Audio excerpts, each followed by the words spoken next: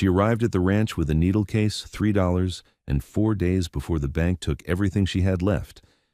The man who opened the door did not say welcome. He said, "Can you sew?" She said yes, though her hands were shaking so badly she had pressed them flat against her skirt so he would not see. This is not a story about a woman who was saved. It is a story about a woman who had been saving herself for years, and a man who did not know, until it was nearly too late, that he needed to be shown how. The ink on the notice of foreclosure had dried 3 weeks before Maren Voss packed what remained of her life into a canvas bag and stepped onto the northbound stage. She was 31 years old.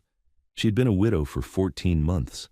The land she and her husband had homesteaded near Caldwell was gone, absorbed by the bank in a single afternoon of legal language she had understood better than the banker expected, which had done her no good at all.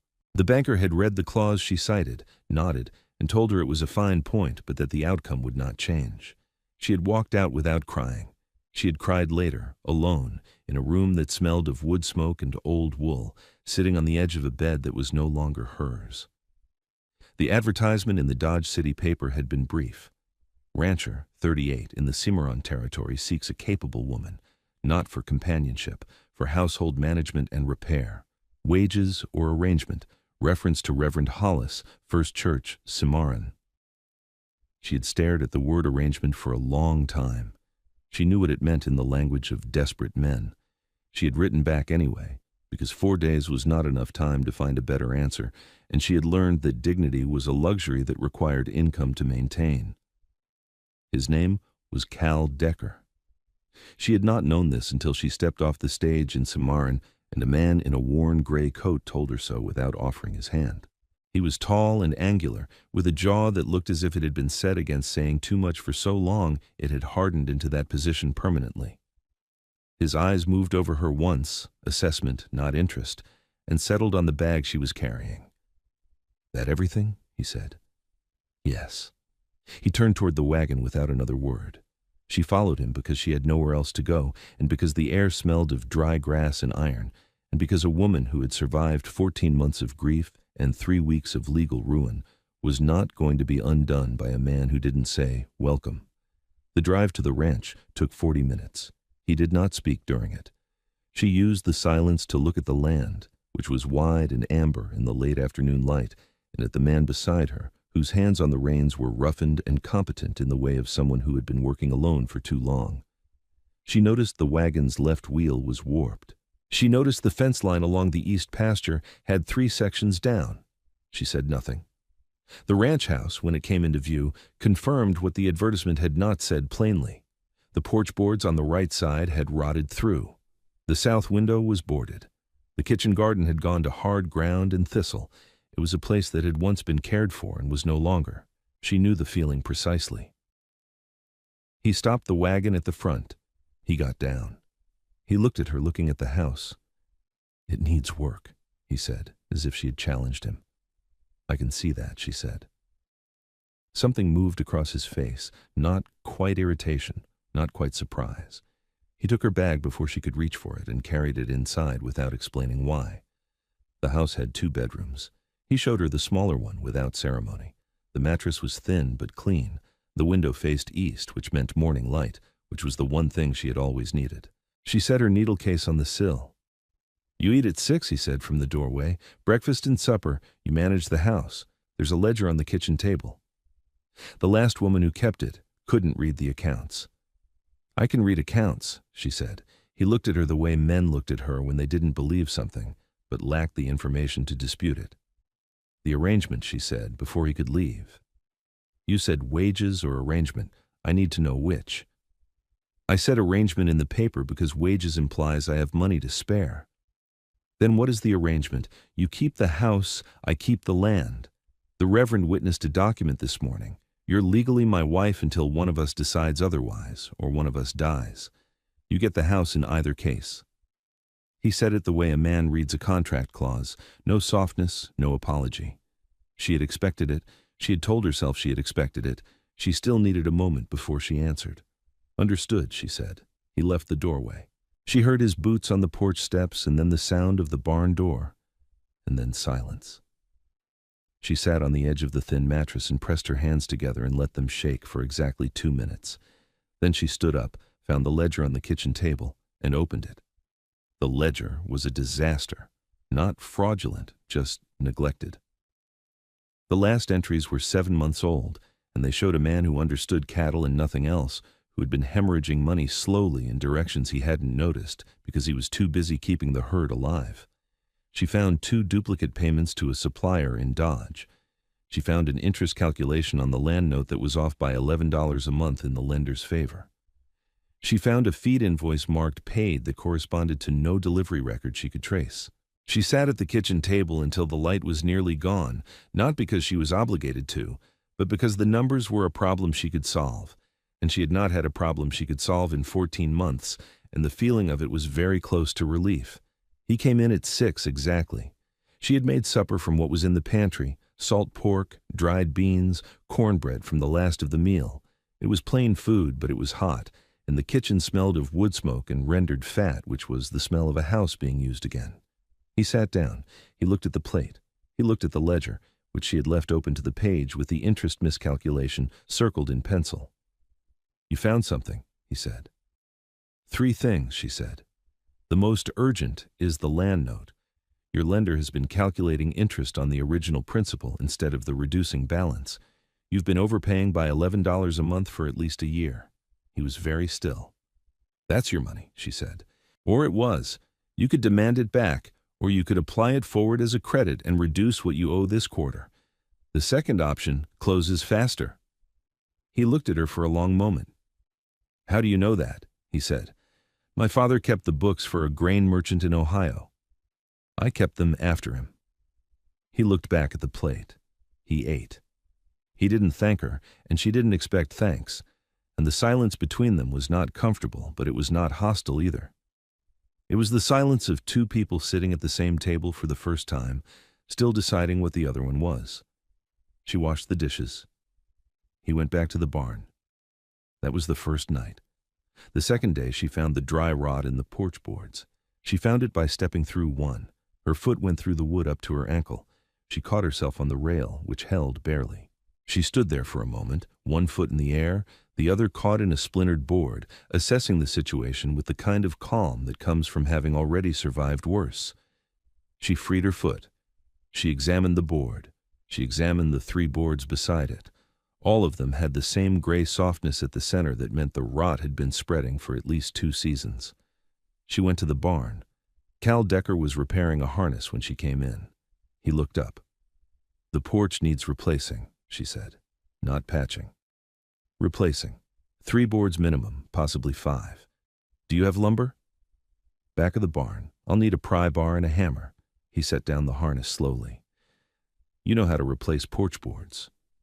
"My husband was not a well man for the last 2 years of his life," she said. "Someone had to learn." He got the pry bar himself. He carried it to the porch. He set it down beside the damaged section and looked at her. "I'll do it," he said. "I found it," she said. "I'll do it." He left the pry bar and went back to the barn. She replaced 4 boards over the course of the morning, working in the thin October sun with her sleeves rolled and her hair pinned back. And when she drove the last nail flush, she sat back on her heels and felt something loosen in her chest that had been tight since Caldwell. She did not know that he had come to the barn door twice and watched her work, and both times had gone back inside without speaking. That evening she told him about the duplicate payment to the Dodge supplier. $18. He listened, asked one question, whether she was certain it was a duplicate and not 2 separate deliveries, and when she showed him the delivery records, he was quiet for a long time. "I'll write to them," he said. "I already drafted the letter," she said. "It's on the table. You only need to sign it." He looked at her across the table in a way that was different from before. Not warm, not yet, but something in the assessment had shifted. This is Dusty Vows, where stories like hers live. Women who were underestimated, men who did not yet know what was standing right in front of them. If you want the next story the moment it arrives, subscribe now. Then back to the ranch. The 3rd morning, she found the south window. The boarding had been up long enough that the interior sill had warped from moisture trapped underneath. She removed the boards, 2 nails, then 4, and found that the glass itself was intact, held in a frame that had swollen and cracked along the lower joint. She studied the joint. She went back to her room and opened the canvas bag. She had brought her sewing kit because she had brought everything that might be useful. In the bottom of the kit, wrapped in cloth, was a small tin of wood glue she had taken from the homestead because it had been hers, purchased with her own money, and she had refused to leave it for the bank. She brought the tin to the window. She cleaned the joint, worked the glue into the crack, and braced it with 2 strips of cotton binding from the kit tight across the frame. It would hold until proper repair. It would hold better than the boarding. She was replacing the window sash when she heard him behind her. She had not heard him cross the room. "What are you using?" he said. "Wood glue and binding. It will set by tonight. The sash needs planing down about 1/4 inch along the bottom. The wood is swollen, but it will close properly once the joint is solid." He was standing close enough that she could smell the cold air still on his coat. She did not turn around immediately. She finished pressing the binding flat. "My wife did that window," he said. His voice was different, lower and more careful. "Put those boards up, I mean. She didn't like the draft." Maren was quiet for a moment. "When did she pass?" 2 years ago. "Fever." She turned then and looked at him. He was looking at the window, not at her, and his face had the expression of a man who had said something he had not planned to say and was waiting to see what it cost him. "I'm sorry," she said. She meant it plainly, without performance. He nodded once. He walked out of the room. She listened to his boots on the repaired porch boards and thought about a man who had boarded up a drafty window rather than fix it, because it was the last thing his wife had done, and who had then watched the house slowly fall apart around that one preserved, rotting gesture. She understood that. She understood it so completely and so privately that she did not mention it again. By the end of the first week, she had reconciled the ledger through the current month, repaired the porch and window, replanted the kitchen garden with the last of the fall herbs, and re-hemmed the curtains in the main room, which had been dragging the floor and collecting dust.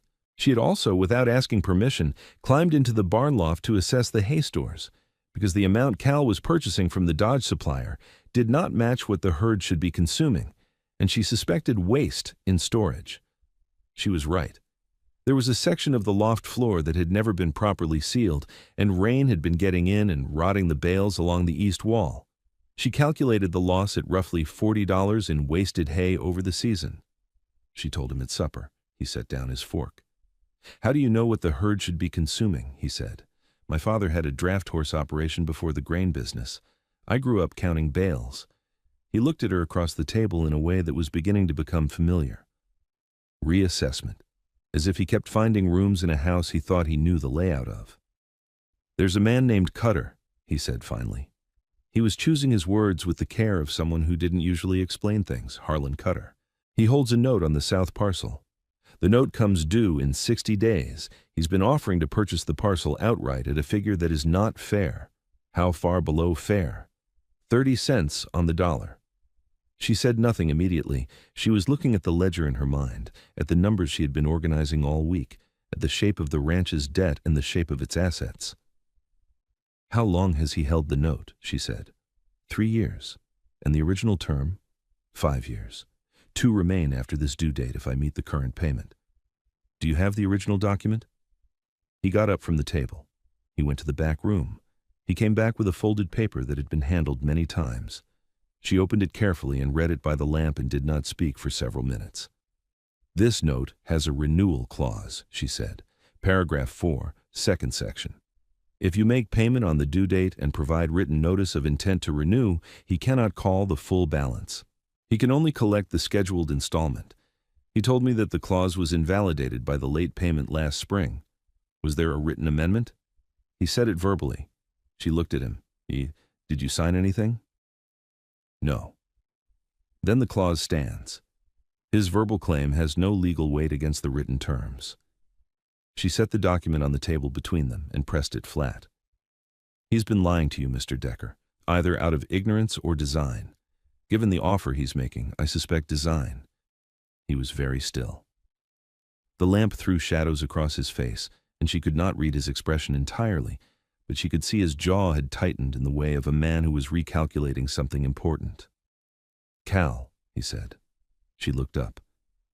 You can use my name, he said. It was not warmth. It was something more careful than warmth. It was the extension of the same kind of trust he gave the men who worked for him, earned rather than offered. She understood the distinction. She respected it. The payment due date, she said. I can draft the written notice of intent to renew tonight. It needs to be delivered to Cutter's office before the due date with a witness. I'll take it myself. I'd recommend taking it with me, she said. I can answer his legal objections on the spot. He will have them. He looked at her for a long moment. Outside, the wind had picked up, pushing cold air under the kitchen door and making the lamp flame bow. All right, he said. He almost said something else. She could see it. The slight shift of his weight, the breath drawn for a word that did not come. He picked up his coffee cup instead, and she let the almost thing pass without naming it, because she was good at that, and because it was too soon. He said her name for the first time that night. She had gone to bed and was nearly asleep when she heard him in the hallway. Not moving toward her room, moving past it, toward the front of the house. She heard the porch door open. She heard it close. She lay still for a moment, listening to the wind. She got up. She put on her shawl and went to the kitchen window and looked out. He was standing on the repaired porch in the cold, looking at the south pasture. Just standing? His shoulders were set the way they were when he was thinking about something he couldn't resolve. She almost went back to bed. She went to the porch instead. He heard her and didn't turn. Cutter, he said. It was not a question. It was a man thinking out loud, which he understood was a significant departure from his usual practice. He'll push back, she said. They always do when someone finds the clause they hoped you'd miss. He's been after this land for 3 years. I know. He'll find another way to come at it. Let him try, she said quietly. You have a witness now who reads contracts. He turned then. In the dark, with the cold wind off the plains and the lamp glowing faint through the kitchen window, he looked at her the way you look at something you've been carrying alone for so long that the offer of help feels almost like a threat. Maren, he said, the first time. Just her name and nothing attached to it, as if saying it out loud was the thing he needed to do before he could say anything else, and then he didn't say anything else. He looked back at the south pasture. She stood beside him in the cold for a few minutes. The wind moved through the dry grass with a sound like water, and above them the sky was enormous and sharp with stars, and she thought that the world was very large and that she was still in it, which was not nothing. She went back inside first. She heard him follow a few minutes later. 3 days before the payment was due, Harlan Cutter came to the ranch.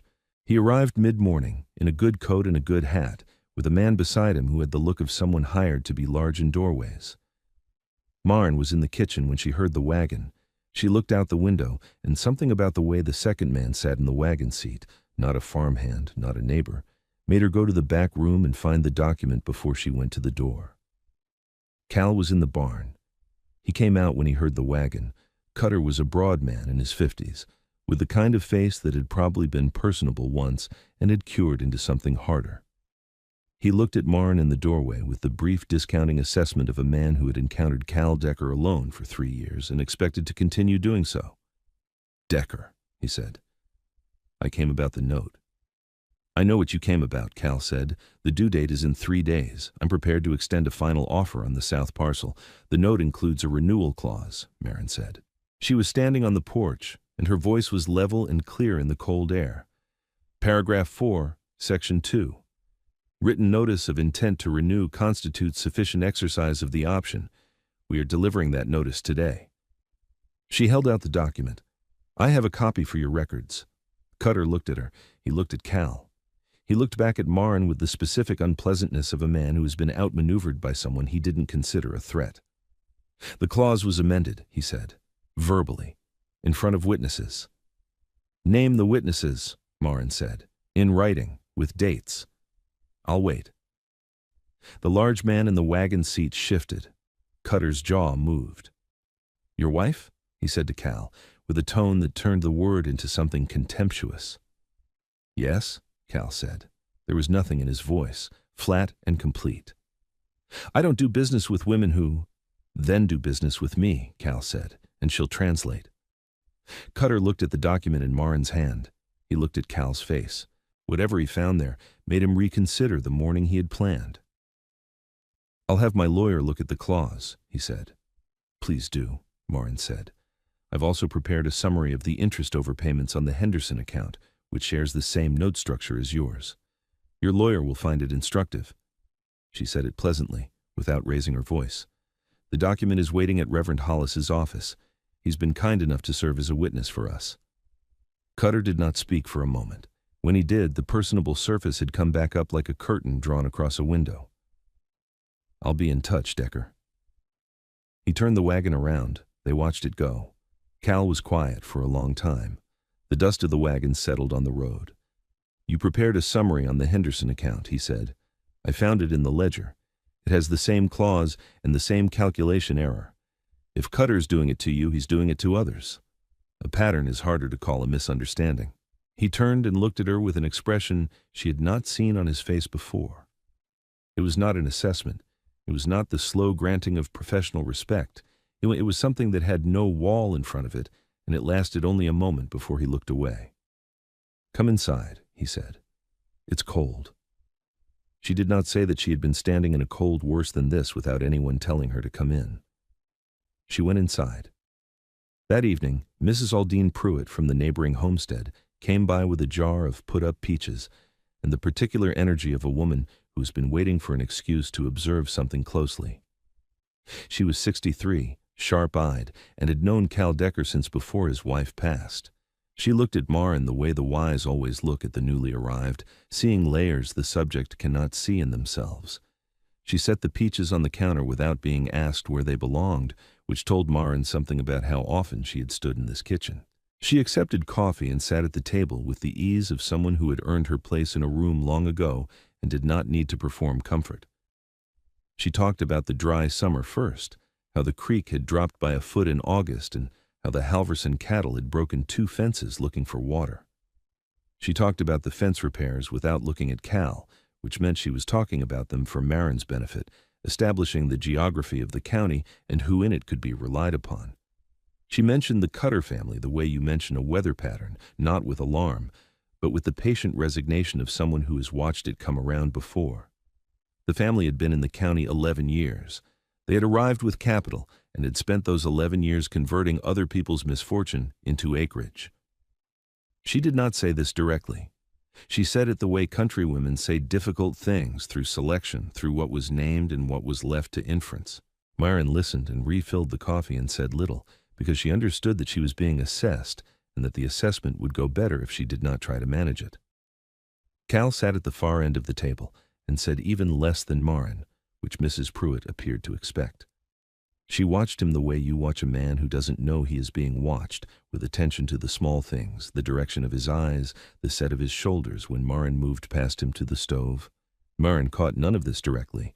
She was not looking at Cal, but she felt the shape of the room, the way you feel a current in still water.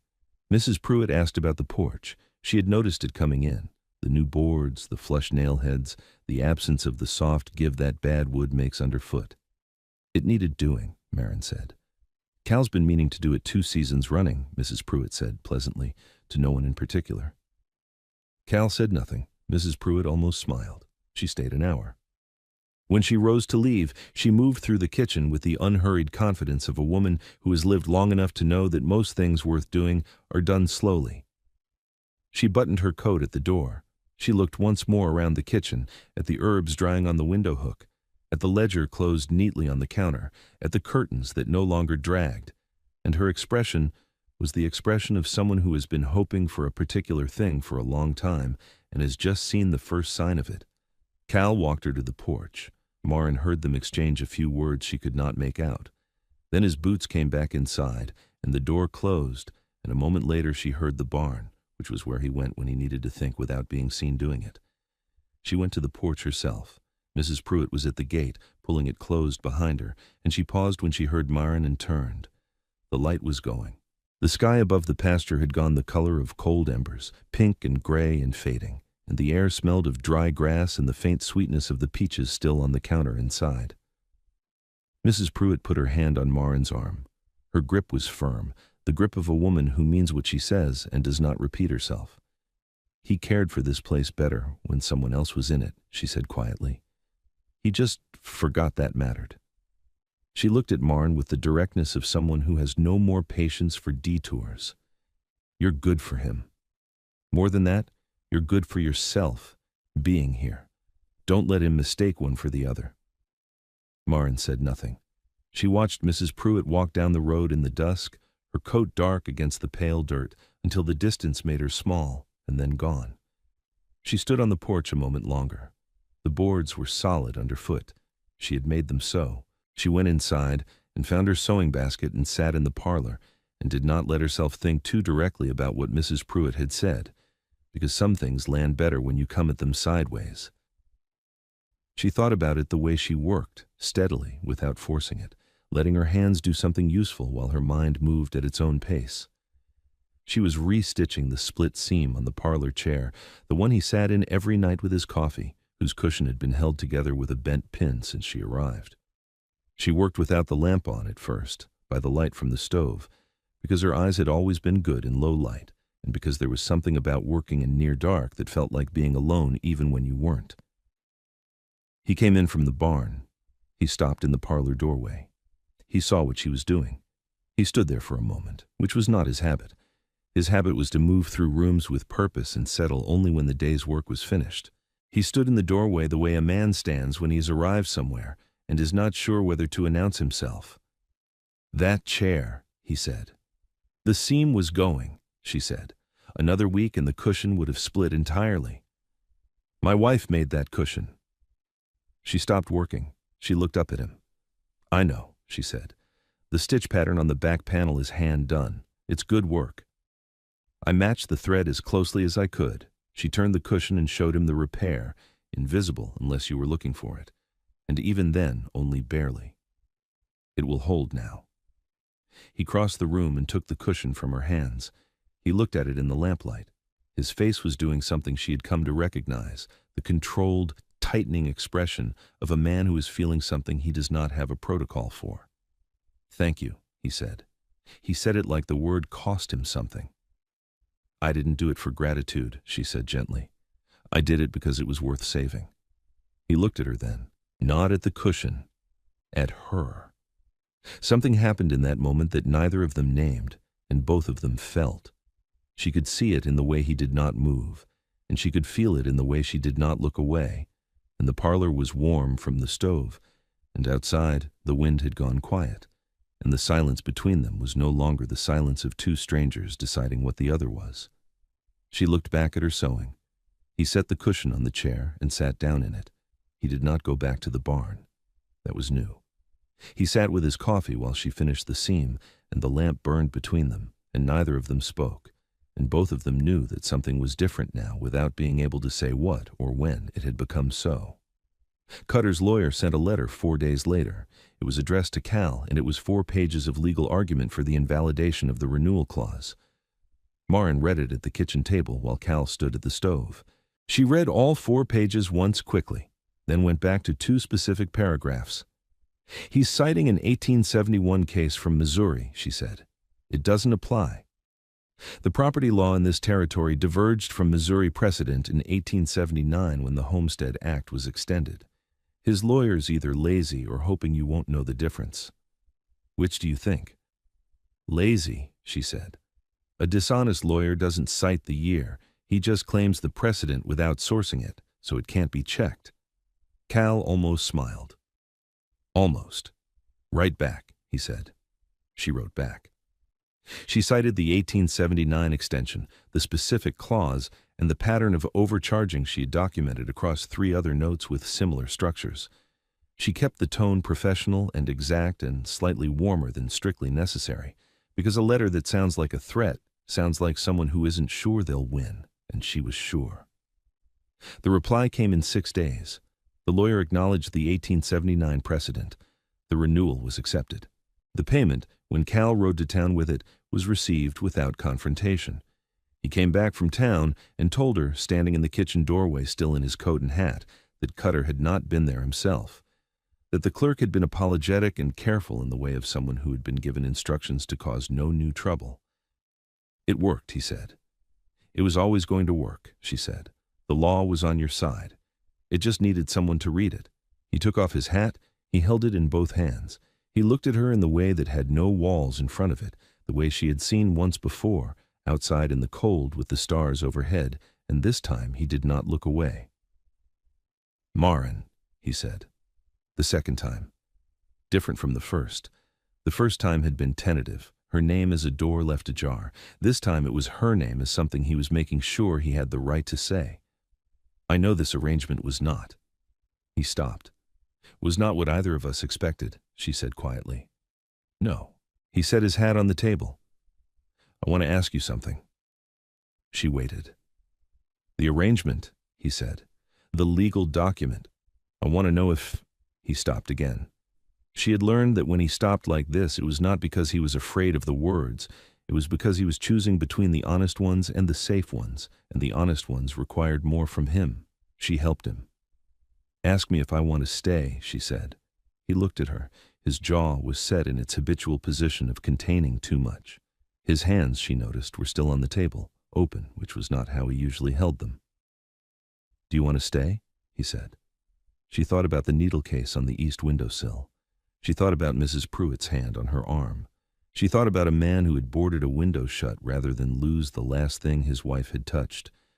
She thought about what it meant to be good for yourself in a place you had not chosen, and what it meant to choose it anyway. "Yes," she said, no hesitation, no performance. He nodded once, in the way of a man receiving information he needed. Then he said her name a third time, Maren, and it was different again from both the other times. It was not tentative. It was not careful. It was just her name, said as if it belonged in the room, as if it always had. He crossed the kitchen in 2 steps and took both her hands from the table and held them, and her hands did not shake. Outside, the last of the afternoon light lay gold and long across the south pasture, across the fence lines that needed work, and the hay stores that were already better than last season, and the land that no one was going to take. The kitchen smelled of coffee and wood smoke and linseed oil from the mended window sash, and the parlor chair behind her held a cushion that had been worth saving. He did not say anything more. She did not need him to. She had arrived with a needle case and $3, and 4 days before everything ran out. She was staying because she had chosen to, and he had asked because he was ready to ask, and the difference between surviving alone and choosing someone to stop surviving with was not rescue. It was this, exactly this, standing in a kitchen that smelled like use and warmth, holding hands that had both, separately, learned how to hold on. She walked into that arrangement with a needle case and a ledger full of errors she had not made but was willing to fix. He walked out of it, knowing the house had been rebuilt not by his hands, but because of hers,